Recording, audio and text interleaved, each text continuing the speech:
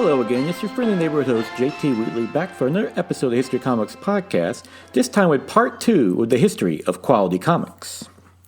When we last left off, we listed off a numerous numbers of the comics and characters that Quality had created, and now we're going to continue with a few more along with how they ventured into the larger comic universe and ultimately landed at DC. Besides introducing new characters, Military Comics number 1 in particular called for America to start getting prepared to enter World War II, though hit comic number 10 on April of 1941 was considered an anti-war story. Features number 42 on March of 1941, though, had the heroes fighting a thinly disguised dictator designed after Adolf Hitler, and in National Comics number 48 on December of 1941, it predicted the Pearl Harbor attack. Busy Arnold ended up being questioned by the FBI over this story. The Pearl Harbor attack was also depicted in Crash Comics number 23 on May of 1942, along with Smash Comics number 33 and Hit Comics number 22 on June of 1942. This would be part of a larger focus for Quality Comics as the company and its characters were going to war just as the United States was. With the United States entering World War II, the heroes then got into action, with even the Spirit enlisting on October 27, 1940. This was true in real life as well, as his creator, Will Eisner, enlisted in the armed forces along with many other of his creators like Gil Fox and Reed Crandall. Those that stayed behind would fill in for them, such as Lou Fine and Jack Cole, who picked up the Daily Spirit strip for Will Eisner. By 1942, the characters in Quality Comics were going to war as well, while the operations of the company returned to New York City. Jack Cole even had fun with it, depicting Plastic Man on the cover of Police Comics number 13 on November 1942, being chased by kids looking to collect rubber for military service. Meanwhile, due to his military service, Gil Fox resigned as editor but still provided features when he could. John Beardsley would step in as editor, but he was quickly fired by Arnold when it was revealed he knew little about the comic book business, replacing him with George Brenner, a longtime editorial assistant. 1942 also saw an expansion of various Quality characters, with Kid Eternity first appearing in Hit Comics number 25 in December 1942, and Captain Triumph in Crack Comics number 27 on January 1943. Kid Eternity was created by Otto Binder and Sheldon Madoff, who, after nearly dying in a German U-boat attack, is granted the ability to summon any historical figure or even an animal by saying Eternity. Captain Triumph was created by Alvar Androli about his twin brothers Lance and Michael. When Michael was killed in a hangar explosion, Lance is later visited by his ghost, informing him that if he touches his birthmark, they can merge and form superpowers to fight crime. Both of these characters would run until 1949, and their creation ultimately met an end to Quality's relationship with Iger Studios, as the company started to produce their own work in-house. On the personal side, Busy Arnold never liked working with Jerry Iger to begin with, so this wasn't a huge loss on their part. It was during this same year that another significant Quality Comics character, Manhunter, was created by Tex Blaisdell and Alex Catsby, first appearing in Police Comics number 8 on March 1st of January 1942. The character, Paul Kirk, first appeared in a series of stories in Adventure Comics number 58 to 72, where he was simply an investigator who solved crimes, with Manhunter just the title of the feature. In Police Comics number 8, he was remade into Dan Richards, now an aspiring police officer who donned the guise of Manhunter to clear his friend framed for a crime. The character would later have several iterations when he was integrated into DC Comics, notably being a race of androids that protected the galaxy before the creation of the Green Lantern Corps. By 1944, most of the comic book features ran to 15 pages, and Quality became so popular with their war books that its sales rivaled DC and Marvel. Due to his own military service, Will Eisner would sell his half-stakes in Hit and Military Comics, while Arnold attempted to expand the Quality line with Plastic Man, Blackhawk, and The Spirit, but all failed after just 2 issues. While Plastic Man was meant to be a subversive take in the superhero genre, the entire genre itself was fading as the World War II was coming to an end. From 1937 to 1945, Quality Comics only published its original 7 anthology titles, along with a handful of standalone titles based on their most popular characters, such as The Spirit and Blackhawk, mostly due to being limited by the United States paper rationing due to the war effort. With the war over, Quality expanded its lineup in 1946 and 47 with 5 new humor titles, rightly understanding the public was tired of war titles and wanting something lighter. One, All Humor comic starred various cartoon characters such as Hickory, who was so popular he was awarded his own title in 1949. Of note, during this time, a young Charles Schulz sought work at Quality, only to be turned down by Busy Arnold. Of course, Schulz would go on to create the legendary Peanuts strip, but one must wonder if he did it at Quality under the newspaper syndicate.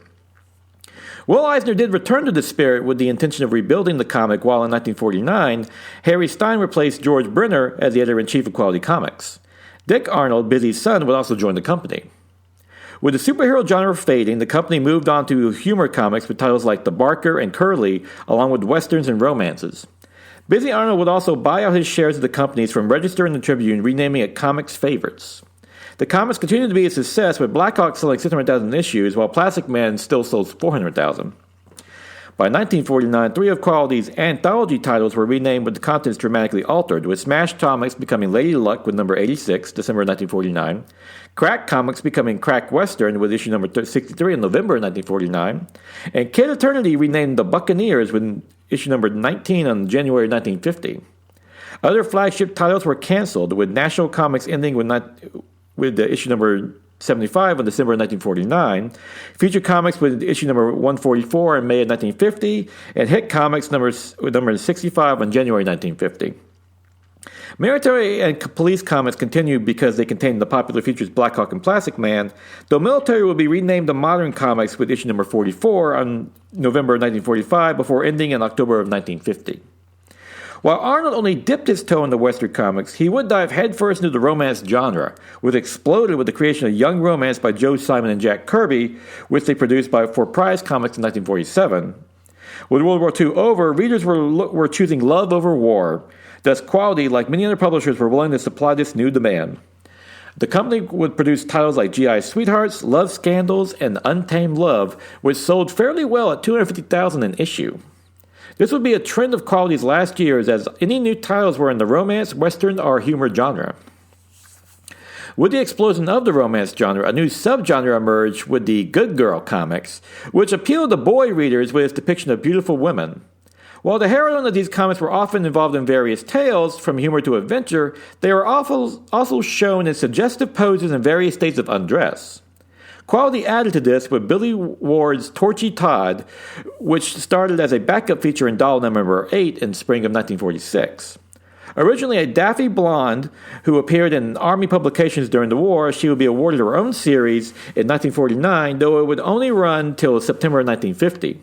She would later be joined by other Good Girl features like Lassie, Peachy Peach, and Choo Choo, who appeared throughout Quality's various series. Even Lady Luck would have some good girl moments, with the occasional panel of her undressing and showing off her underwear.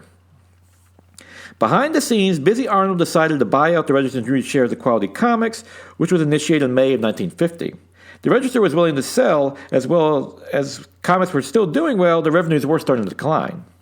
Arnold ultimately paid $140,000 to Register and Tribune, who also were paid $1.8 million over the years from their original $1,000 investment. Afterwards, several titles that were recently launched in 1949-1950 ended up being canceled, with no new ones being produced until 1951. Blackhawk and Plastic Man continued to be great sellers, though the newsstand started to complain that Quality was overprinting the runs. Nevertheless, their continued success remained due to Arnold's knack for employing talented artists, with Dick Dillon taking over for Reed Crandall on Blackhawk, while Jack Cole continued to produce Plastic Man. However, Will Eisner would end the Spirit newspaper insert on October 5th of 1952. This would be fortuitous timing for the creator, as comics were under public and political attack, eventually forming the Comics Code Authority that would severely restrict the content of comics for years to come. Torchy itself was affected, as well as the overall romance genre, with characters now remaining clothed, while the violence was toned down in other comics as well.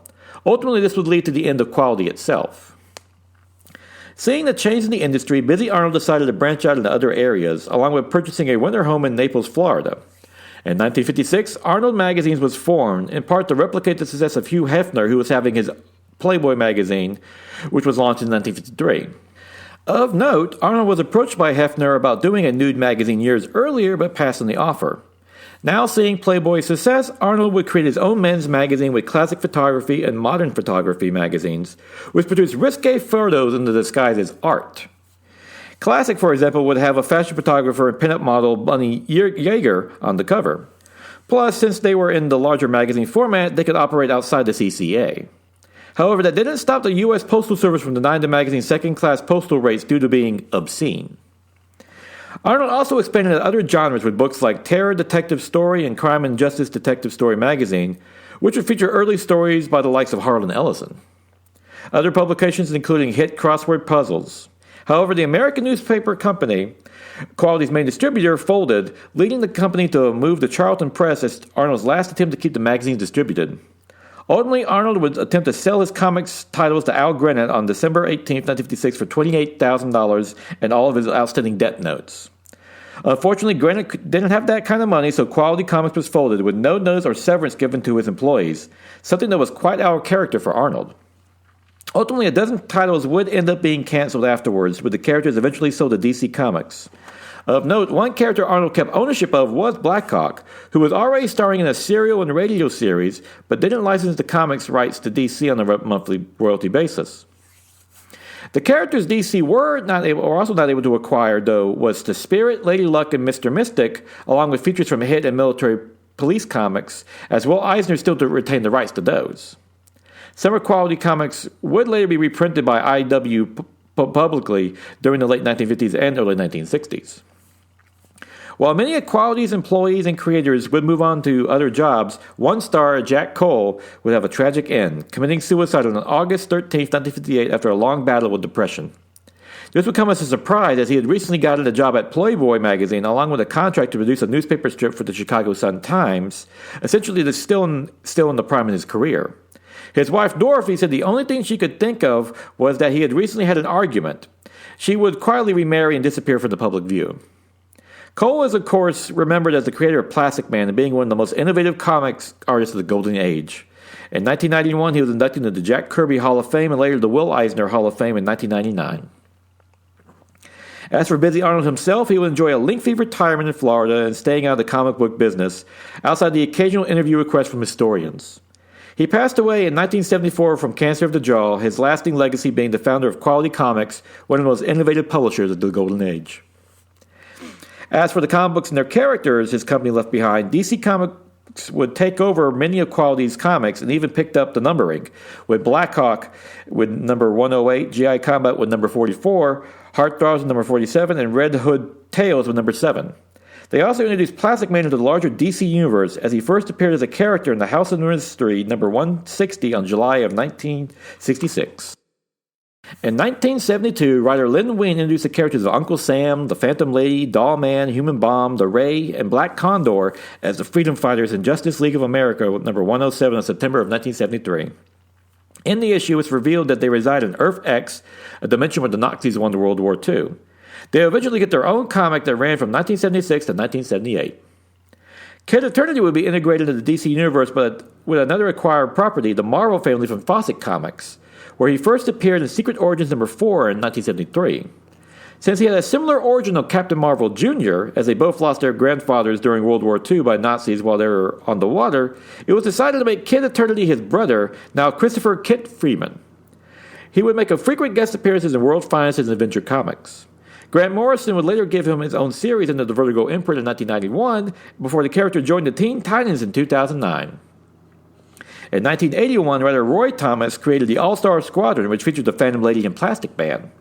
He also gave the Golden Age origin to the Freedom Fighters in issues number 31 to 35, where they left Earth 2 for Earth X, a world where the Nazis, as mentioned before, had won World War II.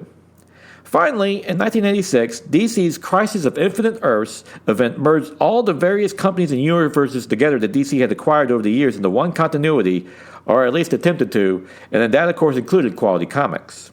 Some changes afterwards was having Miss America replace Wonder Woman as a member of the Golden Age Justice Society of America. Following Crisis of Infinite Earths, other miniseries and events were used to flesh out the integration of the Quality's characters into DC, along with many other companies and the characters they had acquired over the years. That same year, Will Eisner would detail working at Quality Comics, specifically in the creation of the Spirit newspaper supplement and his semi-autographical graphic novel, The Dreamer, though it was mostly a fictional account based on Eisner's memories. For example, he claimed to refuse to perjure himself when DC Comics sued him over the creation of Wonder Man for the Fox Syndicate, though the court records showed he did just that. A notable miniseries was The Golden Age, published from the summer of 1993 to the spring of 1994, which featured Starman, the Jester, the Spider, and Captain Triumph, that followed these Golden Age superheroes adjusting to life after World War II as McCarthyism starts to rear its head. Written by James Robertson with art by Paul Smith, the series would receive wide acclaim, with Jeff Johns citing it as inspiration for his future run of the JSA comic book. Artist Joe Quesada later helped revive the Ray with writer Jack C. Harris, relaunching the character with a new series in February of 1992. This time, Raymond Ray Terrell, the son of the Golden Age Ray, who originally believed the exposure to the direct sunlight would kill him, thus forcing him to stay inside and earning the neighborhood nickname of Night Boy. However, at the age of 18, Ray learns of his heritage and that his father, on his deathbed, tells him he kept him out of the sun so as not to activate his powers, as the child would not have been able to control them. At his father's funeral, Ray even learned that was in fact his uncle, while his real father, Happy Terrell, was very much alive and encouraging his son to become a superhero, which he eventually does. Quesada's innovative art made this new Ray a success and has quickly become a recurring character in the DC universe. Notably, he made his live-action debut in the Arrowverse shows in the CW, portrayed by actor Russell Tovo. Black Condor was also integrated into the DC universe, with the original quality character now a World War II hero who is part of the Freedom Fighters. A second Black Condor, created by Brian Augustyn and Rags Morales, would be killed off in an Infinite Crisis crossover, while the third and current one, created by Jim Palmiotti, Justin Gray, and Daniel Acuna, gained its powers of flight from a Mayan spider goddess Tokoti, being of the Mayan descent, and is now a member of the current Freedom Fighters. In 1993, Quicksilver was integrated into the DC universe, but his name was changed to Max Mercury in Volume 2 of Flash number 76 by writer Mark Waid, so as not to conflict with the current Marvel speedster who had appropriated the name Quicksilver. Not the first time DC has had to do so, as Captain Marvel from Fawcett had to change his name to Shazam, as Marvel has since created their own Captain Marvel, thus appropriating the name trademark. Under Waid, he was originally a U.S. cavalry officer from the 1830s who was granted super speed by a local tribe he befriends. Thanks to his powers, Max Mercury is able to travel to time, eventually bringing into contact with the Flash and the rest of the DC Universe speedsters. He has remained a steady character in the Flash comics and DC ever since. In 1997, Alex Ross produced a prestige format miniseries starring Uncle Sam, using the character to tell the history of the American society, providing commentary on its darker times. In addition, the character was updated for appearances in The Spectre by John Ostrander, who is now a spiritual entity created in an occult ritual by the Founding Fathers, who is invoked by a talisman that takes possession of a dying patriot. As a result, Uncle Sam takes different forms, from Minuteman during the Revolutionary War to Johnny Reb and Billy Yank during the Civil War, when he was split in two. Another notable miniseries was JLA Destiny in 2002 by writer John Acrudi and Tom Manoda, which helped revive some more quality characters such as the Marksman and Midnight. In the 4-issue of Elseworld series, Thomas Wayne formed the Justice League after his son Bruce is killed in a robbery. And that is a rambling and too brief history of quality comics, which under its founder, Busy Arnold, ushered in numerous classic characters like Plastic Man and Blackhawk, done under the legendary creators like Will Eisner and Jack Cole. While the company no longer exists, its stories and characters live on through the larger DC Comics, showing it's truly earned the name Quality Comics. I would like to thank the chief source for these episodes, The Quality Companion by Miles Kuhlman and Jim Amash, a great and thorough history of the Golden Age Company, complete with interviews, art reprints, and a catalog of their titles. A must-read for any comic book fan.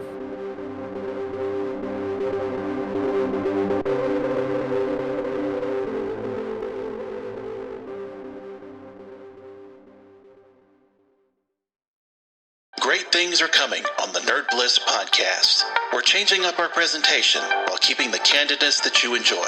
We'll cover all your favorite shows and movies, with maybe a few surprises along the way. And you, yes you, will have opportunities to be on our show on a regular basis. That's right, you've got the Zoom Pro account, and we're going to use it. So be ready. Find us at nerdblisspodcast.com and esonetwork.com, and on all the socials at NerdBlissPod. Nerd Bliss. Listen up. And now it is August 24th, 2023. Time for the favorite comic of the week.